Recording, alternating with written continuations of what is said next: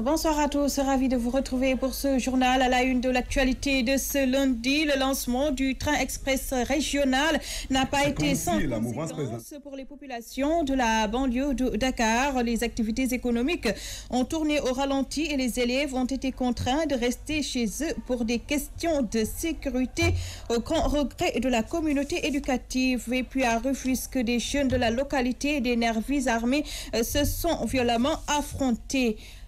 Toujours dans l'actualité, invalidation de la candidature de leur mentor. Les militants de Bokk Gis Gis, grand parti et khalifistes très en colère, appellent au combat et dénoncent la dictature érigée en règle par le président Macky Sall.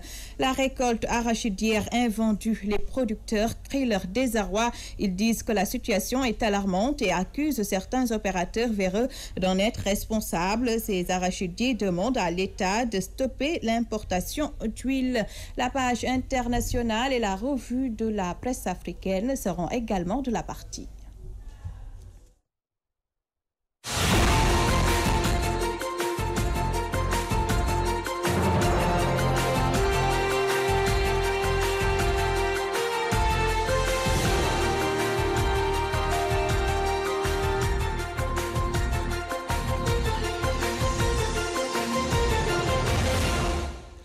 Merci de vous joindre à nous. Le lancement ce lundi du train express régional n'a pas été sans conséquence pour les populations de la banlieue de Dakar. Les activités économiques ont tourné au ralenti et les élèves ont été contraints de rester chez eux pour des questions de sécurité.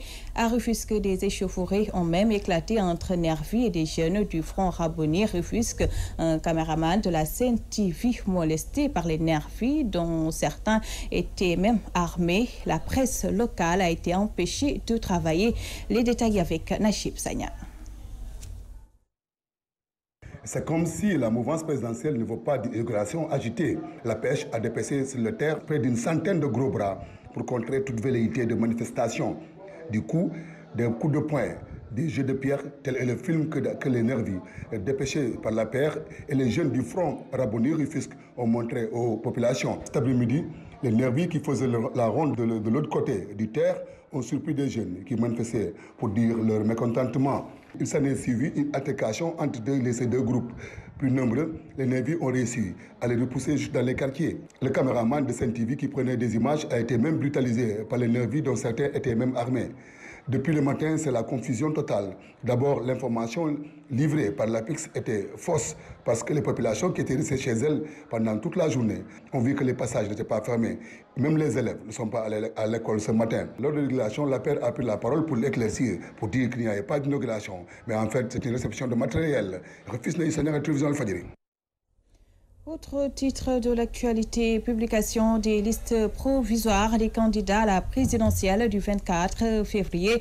Khalifa Ababakar Sall, recalé, ses proches et militants s'en désolent. La présidente des femmes khalifistes affirme qu'ils vont mener le combat et souligne que Macky Sall veut ériger la force en mode de gouvernance, chose qu'ils n'accepteront pas. Aïssatou Fall, que nous écoutons au micro de Mélanie Aminata Sambo.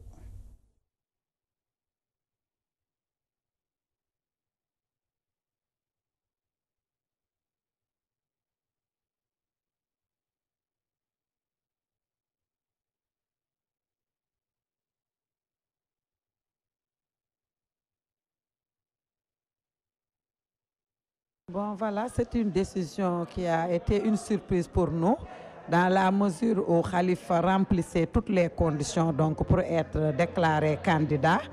Et on avait quand même une certaine confiance sur le Conseil constitutionnel, parce que c'est des sages, des personnes âgées, donc qui devaient avoir donc, un certain caractère par rapport donc, à l'instrumentalisation de la justice. Mais ça a été une surprise aussi, parce qu'on pensait que Macky Sall n'allait pas donc franchir le Rubicon, c'est-à-dire liquider Khalifa Sall. Et c'est ce qui est arrivé aujourd'hui. Donc par rapport donc, à cette décision, qui n'est pas une décision juridique, mais politique, nous allons donc faire une réponse politique. C'est-à-dire que... c'est-à-dire en tant que femmes et jeunes, nous avons été toujours donc les locomotives du combat de Khalifa. C'est pourquoi dès aujourd'hui donc on a commencé le combat parce que tout à l'heure il y a eu donc un corps à corps avec les forces de l'ordre et ça va continuer parce que maintenant ce sera œil pour œil, dent pour dent. Parce qu'avec Khalifa Sall, on ne peut plus rester républicain. Il faut que le combat s'intensifie. La coalition Bokk Gis Gis invite l'opposition à descendre sur le terrain pour dire non à la dictature du président Macky Sall. Moussa Diakhaté, leur porte-parole, écarte toutefois le boycott, mais dit qu'il n'y aura pas d'élection dans ce pays si les droits continuent d'être bafoués. Écoutons-le. Ce n'est ni le président Macky Sall, le régime, encore moins le Conseil constitutionnel. Mais nous autres oppositions, parce que dès lors que nous sommes d'accord, dès lors que nous sommes conscients que le parrainage fait le fait de l'artifice électoral et que son résultat le prouvait, nous devons prendre les devants pour éviter de choses. Le DEP se précise. Maintenant, il appartient à l'opposition d'être conséquente. Comprendre que le combat, c'est un combat de terrain. Le 21 juin 2011, à midi 3 minutes précisément, sur la page officielle, à l'époque, le candidat Macky Sall avait dit que le combat était un combat de rue et avait invité les Sénégalais à y aller. Si le candidat de l'époque, de l'opposition, est plus dévoué que cette opposition d'aujourd'hui, c'est peine perdue. Le problème qui se pose, c'est un problème d'aptitude. Le problème qui se pose, c'est un problème d'attitude. Et l'opposition doit faire face et faire droit. Car vous entendrez dans l'opposition des dissonances. Tantôt on vous parle de boycott, tantôt on vous parle d'aller en élection groupée, tantôt on vous parle de sans élection. Quel est le discours qui rassemble cela qui sont dans l'opposition? Le combat n'est pas perdu d'avance, mais ce n'est pas des discours, ce n'est pas des sit-ins, c'est faire face à ce régime. C'est la seule voie pour l'opposition et pour la démocratie d'être sauvée. Invalidation de la candidature de Malick Gakou. Ses partisans dénoncent et disent que le parrainage est un piège et que la justice n'a pas été claire dans sa démarche. Malick Gueye parle en leur nom. Ses propos sont recueillis par Théodore Semedo.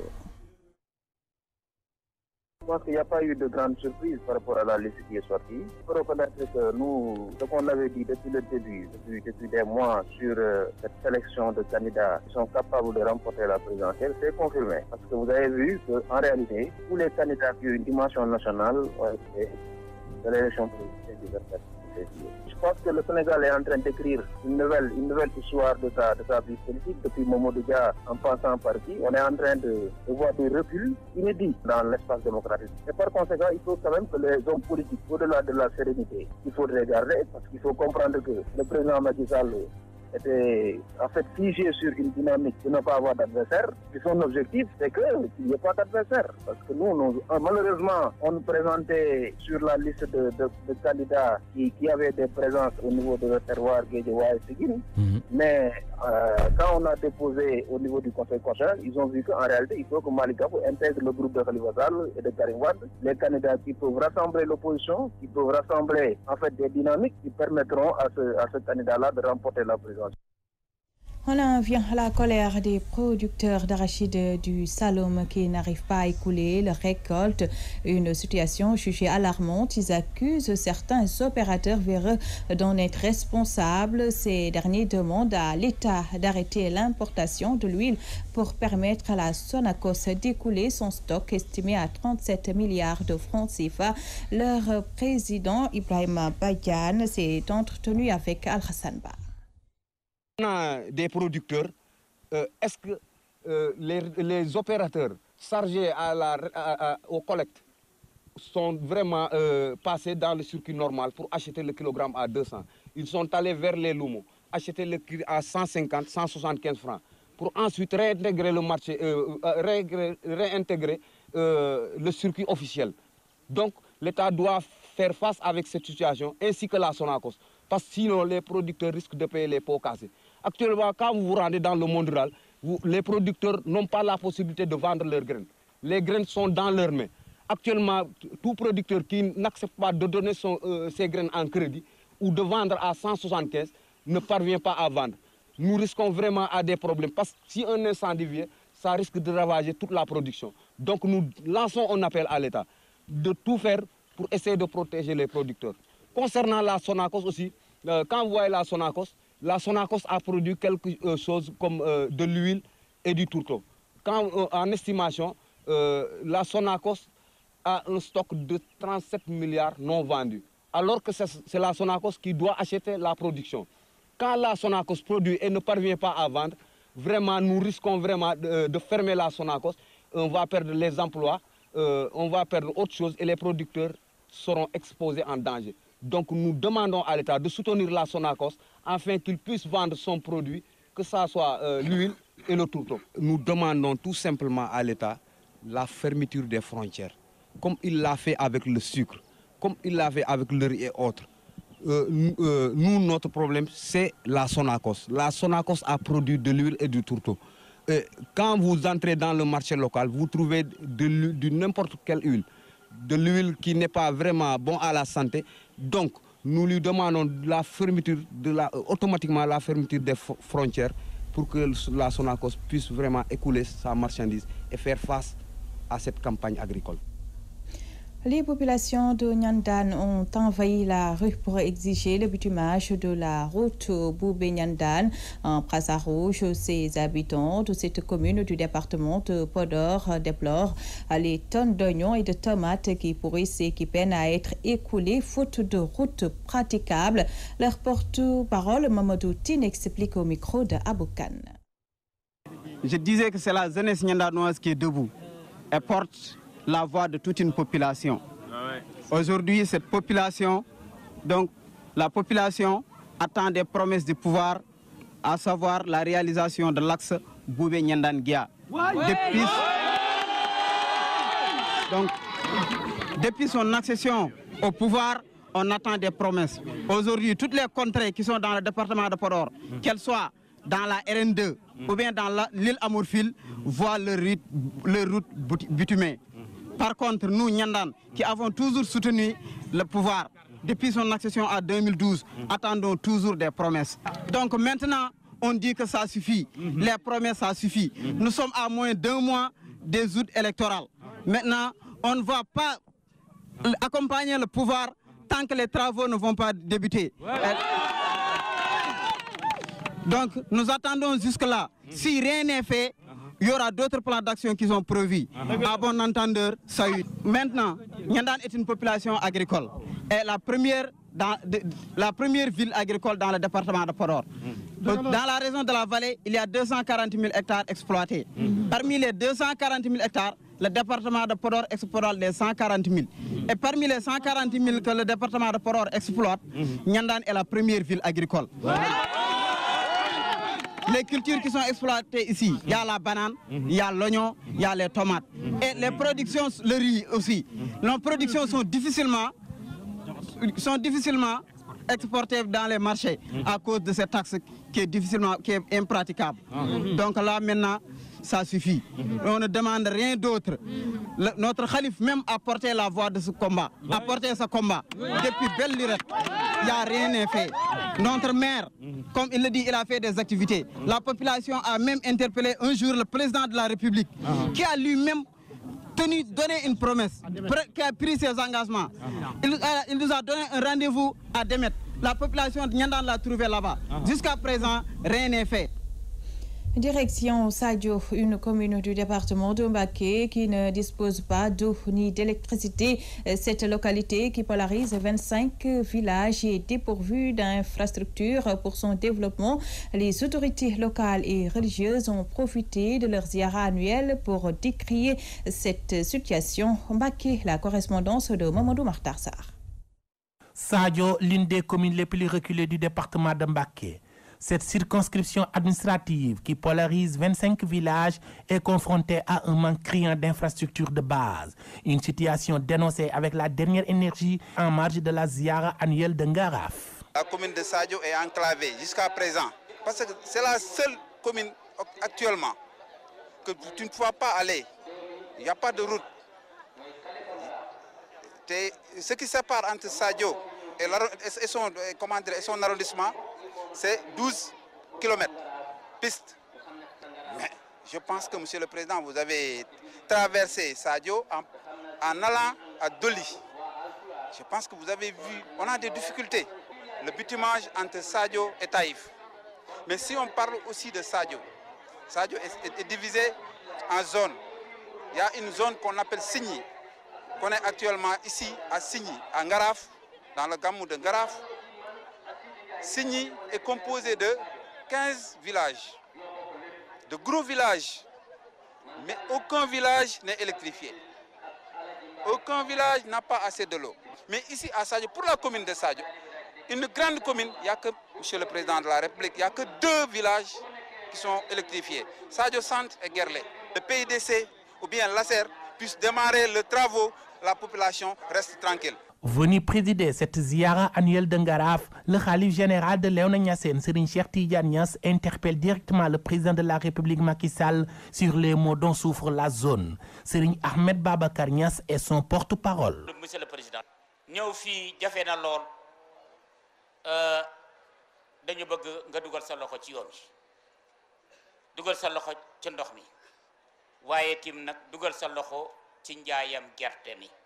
Se prononçant sur la présidentielle de 2019, le khalife de Léona Niassène appelle les Sénégalais à la retenue car, selon lui, Dieu a déjà choisi le vainqueur. Yàlla alhamdulilah fal na ba pare moom moo xam ka muy fal. ñoom kilifa diine yi ñëpp nañ waxtaan digal ñi nga xam ne ñoo fi nekk ñu bokk waxtaani Sénégal. Pour rappel, cette ziara annuelle de Ngaraf est dédiée à Serigne Omar Gueye, un grand moukhadam de Khalifatul Haj Mohamed Niass qui a beaucoup fait pour la tariqa Tidjaniya et la Oumma islamique. Touba Mbacké, Mamadou Makhtar Sarr pour la radio-télévision Walfadjri. CRD préparatoire du Magal de Mbacké Kadior, les chefs de service ont pris l'engagement de ne ménager aucun effort pour le déroulement de cet événement religieux prévu le 4 février prochain. Omar Kairé pour plus de détails. De la santé à l'assainissement, en passant par l'hydraulique et la sécurité, tous les secteurs ont été passés au crible lors du CRD préparatoire du Magal de Mbacké Kadior, prévu le 4 février 2019. D'abord du point de vue sécurité, compte tenu de la dimension de l'événement qui attire chaque année de plus en plus de fidèles venus de l'intérieur du pays comme de l'extérieur, nous allons davantage mettre l'accent à l'intérieur de la localité, au niveau du domicile du khalife et des autres dignitaires religieux, mais aussi au niveau des axes menant vers Mbacké Kadior. Les chefs de service ont tous pris l'engagement de ne ménager aucun effort pour la réussite de cet événement qui marque la commémoration de la naissance de Serigne Mouhamadoul Lamine Bara Ibn Khadimoul Rassoul. Serigne Cheikh Thioro Mbacké, président du comité d'organisation, s'est dit optimiste pour cette édition 2019. Cheikh Ahmed Bamba eut une joie quand il a appris la naissance de Serigne Bara Mbacké. C'est ainsi qu'il appela ses premiers disciples pour leur faire savoir qu'ils ont eu ce qu'ils recherchaient, à savoir la bénédiction et l'agrément divin. Et cette baraka est venue à la naissance du nouveau-né. C'est pourquoi Serigne Saliou Mbacké demandait que ce jour soit célébré, parce qu'il regorge plein de grâce. Monsieur le gouverneur, les engagements que vous avez pris, vous et les chefs de service, nous ont rassurés et nous avons l'intime conviction que tout va bien se passer. Nombreux sont les petits-fils de Serigne Mouhamadoul Amin Bara Mbacké Ibn Khadimoul Rassoul qui ont pris part à ce CRD préparatoire. Serigne Cheikh Thioro Mbacké salue cette détermination pour perpétuer l'héritage de leur grand-père, mais également de celui de Serigne Sidi Mokhtar Mbacké, disparu il y a de cela 1 an. Serigne Moustapha Mbacké remercie toute la famille pour son engagement. Cette unité le rassure et vivement que cela perdure.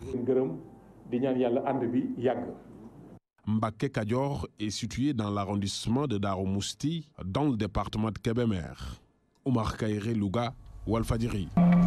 Voilà qui met un terme à ce rendez-vous d'information. À vous tous, merci de l'attention. Vous aurez à 21h une édition spéciale sur la publication des listes provisoires des candidats à la présidentielle du 24 février avec Moustapha Diop.